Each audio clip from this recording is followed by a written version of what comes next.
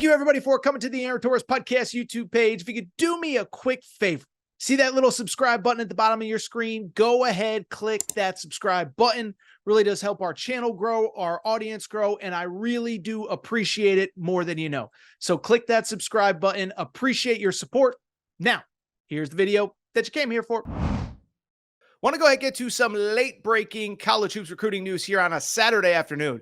First of all, side tangent. Let me be my old guy. Get off the lawn for half a second.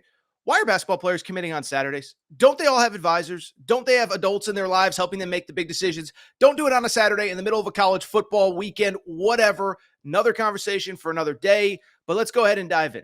Because just moments ago, Caden Lewis, a player that I really like, 6'2", lefty guard out of the DC area, has really blown up really in the last couple years. He was down to 3 schools, and just moments ago, those 3 schools were UConn, Duke, and Kentucky.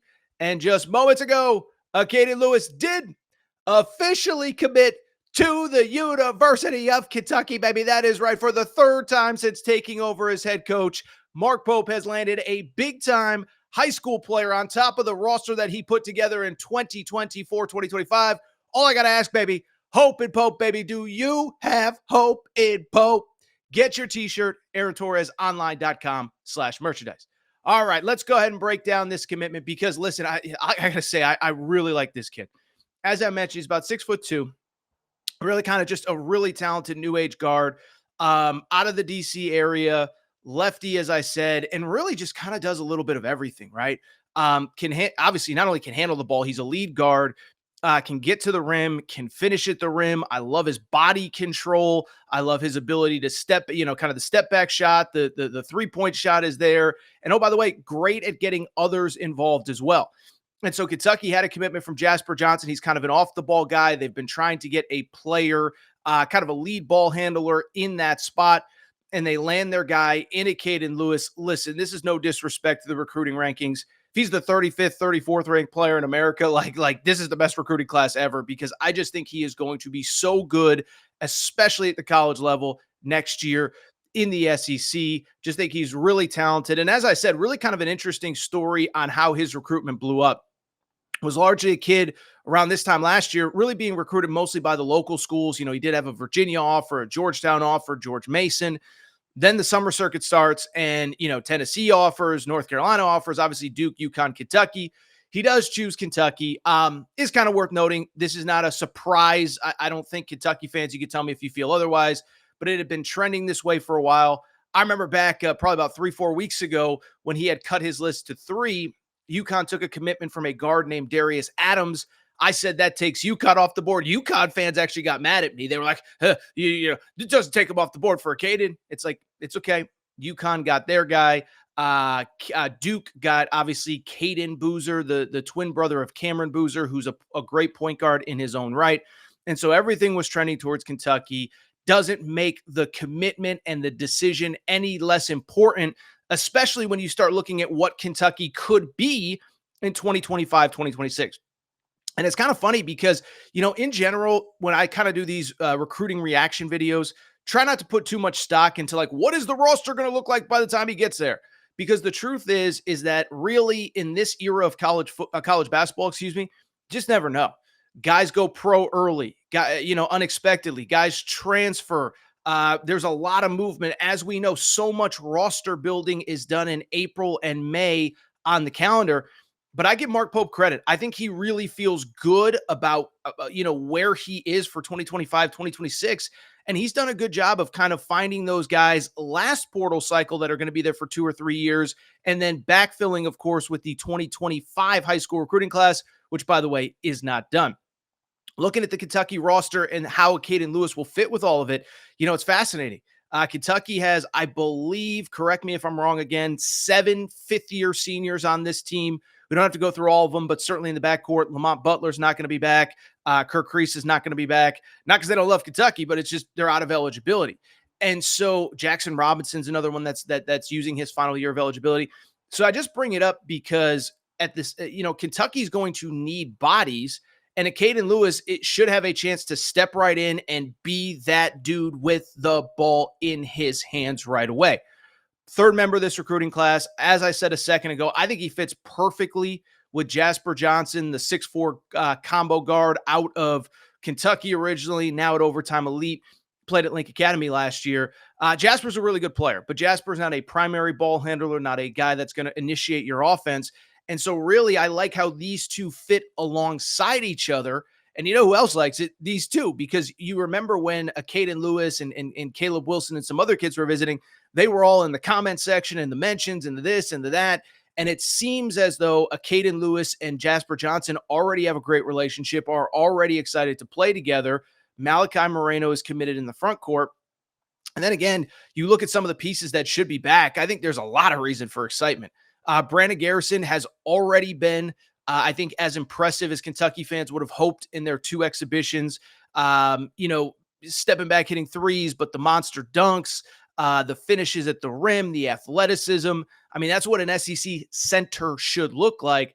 And right now, I don't think anybody really expects him to be anywhere other than Kentucky for the 25-26 season. I think that was part of the commitment, is come here, develop with Amari Williams, practice with Amari Williams, and then you'll be our guy a year from now. So but Brandon Garrison's going to be back.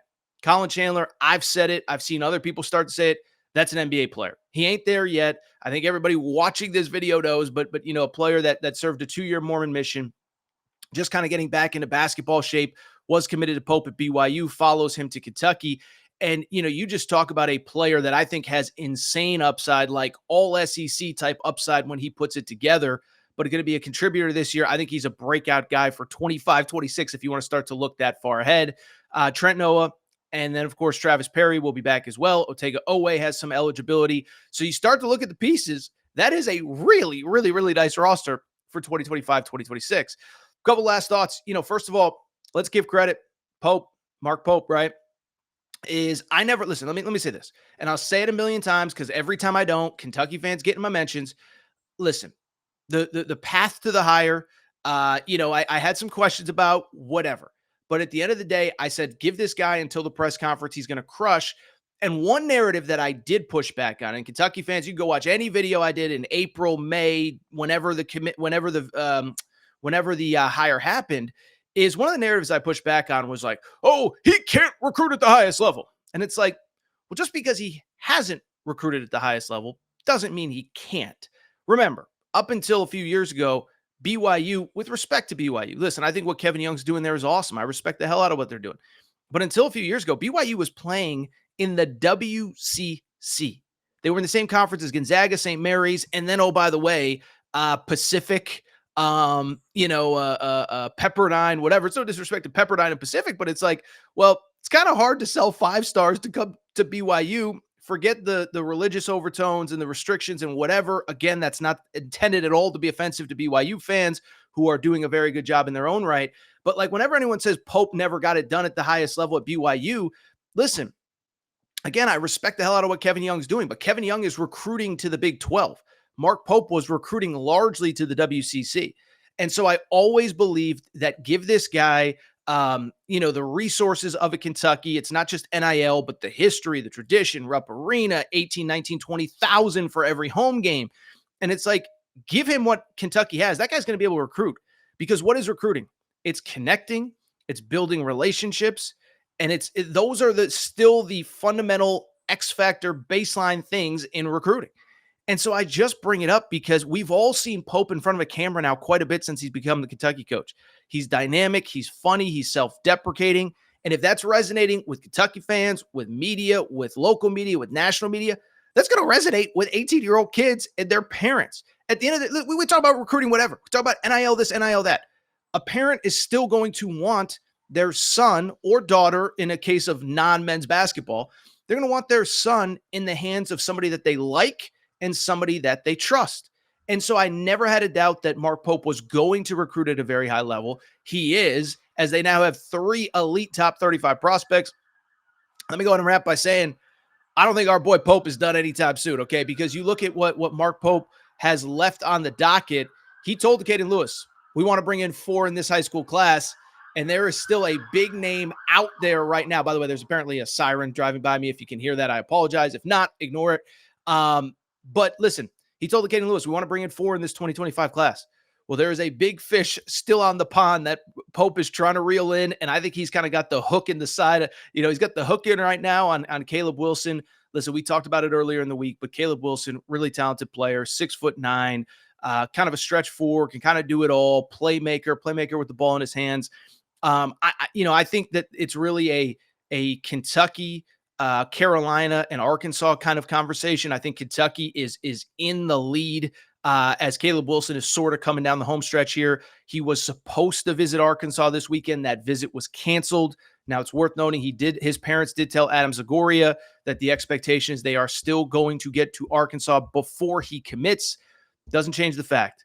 Mark Pope got it done on Acaden Lewis, and they are in great shape for Caleb Wilson. Did I say Caleb Lewis? Acaden Lewis. If I said Caleb, I apologize. Whatever. It's early.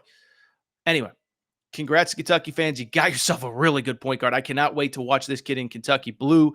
And yeah, Mark Pope does it again, baby. 3 elite recruits, and there might be more to come.